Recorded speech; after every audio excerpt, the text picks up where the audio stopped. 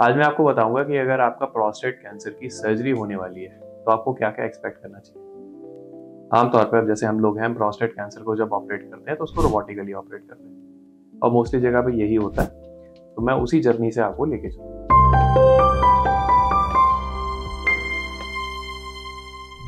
Good evening, my name is doctor Amit Bansal. I am senior consultant and unit at urology, kidney transplant and robotics, Fortis hospital Vasant. आमतौर पे ये जो surgery होती है ये आपकी प्रोस्टेट बायोप्सी के लगभग 1 महीने के बाद की जाती है। उतने टाइम में टिश्यूज को अंदर बायोप्सी के बाद हील अप होने का समय मिल जाता है। इस दौरान हम पेशेंट को कहते हैं कि आप जो है डीप ब्रीदिंग एक्सरसाइज करिए, जो है हाई प्रोटीन डाइट लीजिए, न्यूट्रिशियस खाना खाइए, एक स्ट्रेंथ बिल्ड करिए ताकि आप सर्जरी को बहुत आराम से झेल जाएं और आपकी रिकवरी जो है बहुत अच्छी हो। आमतौर पर सर्जरी वाले दिन आपको एडमिट किया जाता है।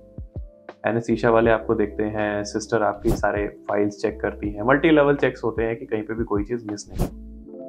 जब आपको ऑपरेशन थिएटर ले जाया जाता है तो छोटे छोटे की होल्स से रोबोट की मदद से ये सर्जरी पूरी की जाती है। इस सर्जरी को करने के बाद यूरिन के रास्ते पाइप लगता है और एक पेट के रास्ते पाइप लगता है कुछ कुछ केसेस में। स्पेशली सर्जरी के दौरान एक चीज होती है जिसको कहते हैं नर्व स्पेयरिंग प्रोसीजर, यानी कि सर्जरी के बाद आपका यूरिन का कंट्रोल कितना अच्छा रहेगा ये इस पर निर्भर करता है कि कितना अच्छा नर्व स्पेयरिंग किया गया है। ये उस चीज पर डिपेंड करता है कि सर्जिकल स्किल कितना अच्छा है सर्जन का, और ये इस चीज पर भी निर्भर करता है कि आपका प्रोस्टेट कैंसर किस लोकेशन में है और किस ग्रेड का है। सर्जरी के बाद आपको अगले दिन से रिकमेंड करते हैं कि आप जो है अपना खाना पीना रिज्यूम करिए। जो एक्सरसाइजेस आप सर्जरी से पहले कर रहे थे वो सर्जरी के बाद रिज्यूम करिए। कोशिश करिए कि बिस्तर से बाहर निकले, मोटा मोटा सारा वो काम करने की कोशिश करिए जो आप सर्जरी से पहले कर रहे थे। हाँ, बहुत ही लॉजिकल बात है कि जब आप ये करोगे आपको कुछ डिस्कम्फर्ट और पेन जरूर होगा, बट वही एक चैलेंज है जो आपको और हमको साथ मिलकर सर्कमवेंट करना है। कितना आपको पेन हो रहा है उसी हिसाब से आपको जो है पेन किलर्स दी जाती है या फिर बंद की जाती है।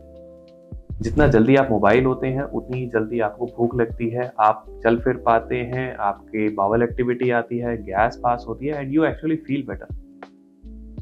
उतनी ही जल्दी हम जो है पेट में अगर कोई ट्यूब छोड़ी है तो उसको निकाल भी पाते हैं, जो कि आमतौर पे 1 से 2 दिन होता है।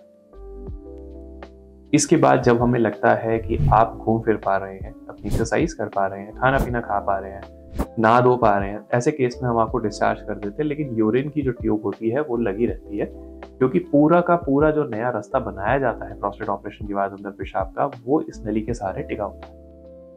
आमतौर पर डिपेंडिंग ऑन कि आपकी सर्जरी में अंदर कंडीशंस कैसी थी, 7 to 12 डेज के आसपास ये यूरिन की ट्यूब निकाली जाती है। उसके बाद आपको बोला जाता है आप पानी पी करके यूरिन पास करो। टेल अस कि आपको यूरिन पास करने में आपको कोई नया चैलेंज तो नहीं आ रहा है, क्योंकि अभी तक आपने प्रोस्टेट के साथ यूरिन पास किया। अब जो है प्रोस्टेट बिल्कुल भी रास्ते में नहीं है। उसके बाद हमारा जो है फ्यूचर फॉलोअप को लेकर के एक लंबा डिस्कशन होता है, क्योंकि इन्हीं दिनों में लगभग आपकी बायोप्सी की रिपोर्ट आ चुकी होती है। पैथोलॉजी वाले हमारे बताते हैं कि फाइनली जो है ट्यूमर की क्या ग्रेडिंग थी, फाइनली जो है ट्यूमर की क्या स्टेजिंग थी, उसके हिसाब से आगे आपका फॉलोअप प्रोटोकॉल बनता है। सिर्फ सर्जरी मात्र हो जाने से जो है ट्रीटमेंट पूरा नहीं हो जाता। हाँ, उसके बाद एक रेगुलर फॉलोअप भी जरूरी है। सो ये है आपकी जर्नी जो कि आप प्रोस्टेट कैंसर के ट्रीटमेंट में एक्सपेक्ट कर सकते हैं जब आपको बायोप्सी होने के बाद प्रोस्टेट कैंसर पता चला है। इसमें बिल्कुल भी घबराने की जरूरत नहीं है and this is a very common thing today. Unfortunately prostate cancer जो है आजकल बहुत ज़्यादा डायग्नोज हो रहा है। The only silver lining is कि हम लोगों को आज की डेट में प्रोस्टेट कैंसर बहुत अर्ली स्टेज में पकड़ में आ जाता है, जिससे हम इसको सर्जिकली बहुत अच्छे से कंट्रोल कर सकते हैं, जिससे आगे पेशेंट को कोई मेजर दवाई, इंजेक्शंस, किसी भी तरीके की कीमो, इन सब की ज़रूरत नहीं पड़ती है। तो प्रोस्टेट कैंसर से घबराने की बिल्कुल ज़रूरत नहीं है and you should be a part of your treatment and you should feel confident about yourself. Thank you.